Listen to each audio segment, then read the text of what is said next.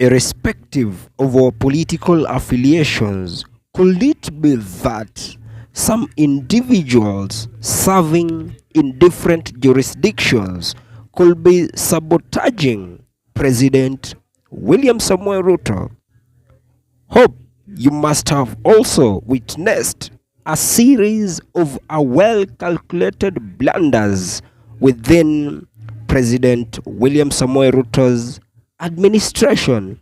In fact, from where I sit, I find it completely perplexing that Ruto's government keeps making blunders without those in authority considering it's fragile in nature.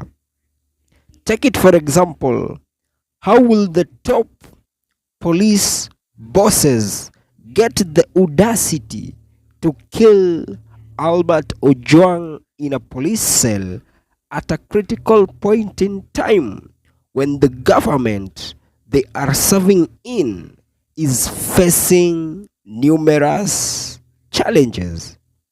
Could it be very much possible for Kenyans to think that just mere policemen stationed somewhere would just want to kill a citizen in a police cell, a place they are also alive to the fact that accountability is usually enforced?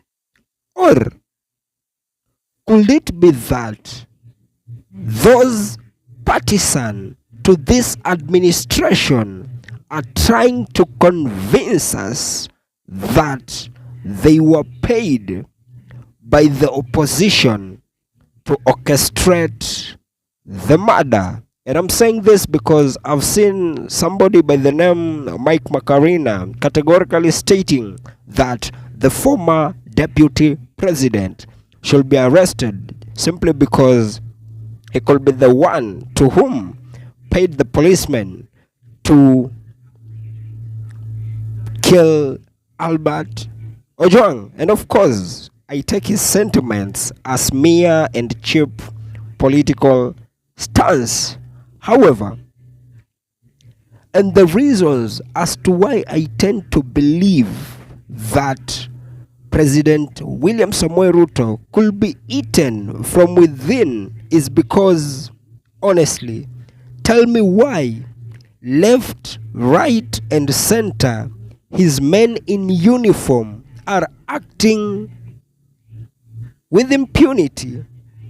Tell me why all his CSs ever since he ascended to power, they are completely delivering nothing. In fact, a friend of mine was telling me that the only thing Ruto's CSs delivered within the shortest time possible was they built a house in less than 2 weeks for the late Calvin Kiptum.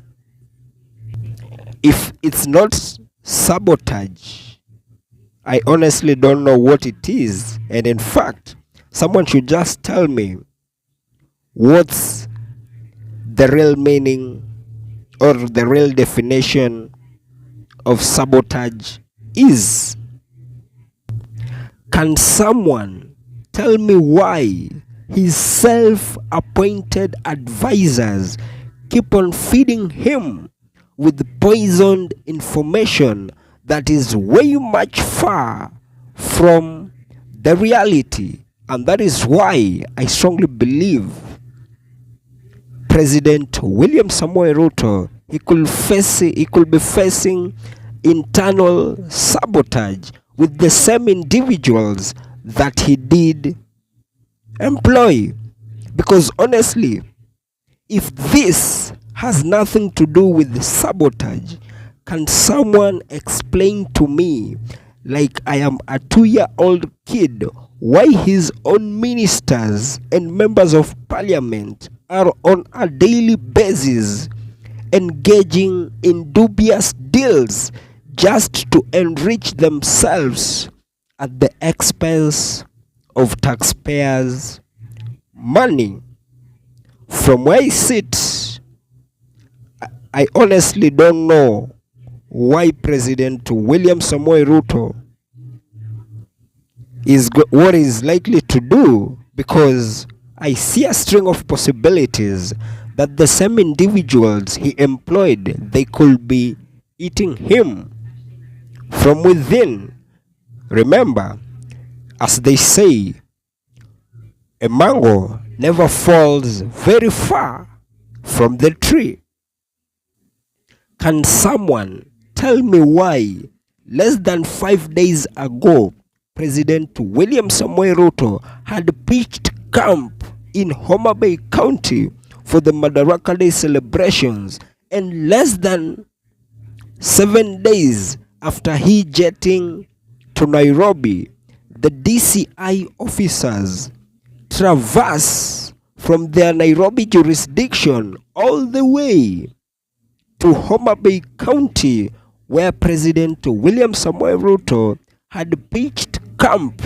Then they command an arrest, traverse with the person arrested over 350 kilometers from Nairobi, from Homa Bay to Nairobi, then decide not to book him in a police cell, and while in the police custody, the victim or the person arrested in less than 48 hours is found dead. Tell me why. If this isn't sabotage, then I kid you not, I need to find the true definition of sabotage.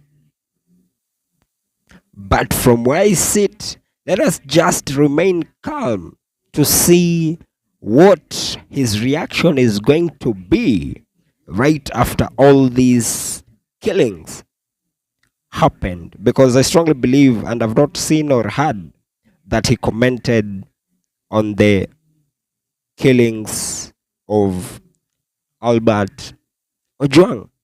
And as I come to the penultimate part of this episode, that has just been my opinion. If by any chance you do have a contrary opinion to mine, you can as well. Just feel free to drop them in the comment section and I'll give them a right of reply. And by any chance, if you have been watching my videos and you have not subscribed, you can as well. Just consider hitting on the subscribe button. Thank you, and may God bless you.